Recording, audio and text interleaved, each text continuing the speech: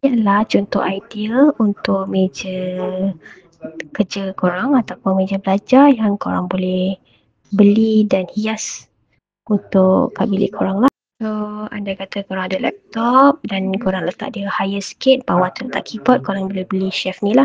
Shelf ni boleh asingkan dan tinggikan sikit keyboard korang so korang tak sakit badan masa buat kerja. Storage kecil ni, kalau korang ada memo pad yang kecil-kecil stiker, korang boleh letak dalam ni. So, tak nampak lah clutters kat luar.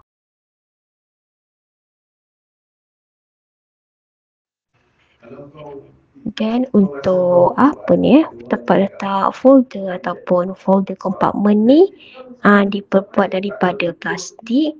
So ada macam-macam warna. Tapi untuk ni aku rasa warna putih lawa sikit, kau dapat kemas, clean.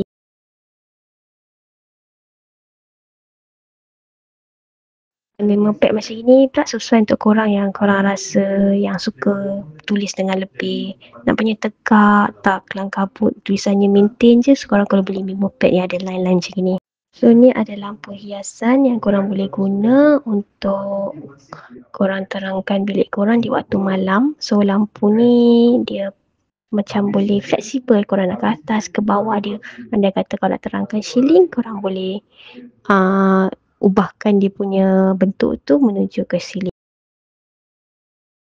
Dekat rak-rak tepi ni korang bolehlah hias-hias dengan pokok. Kalau korang rasa tak nak beli pokok yang hidup, boleh beli yang tiruan, tapi at least ada sedikit green scenery dalam bilik korang. Tak adalah nampak macam malap je kan.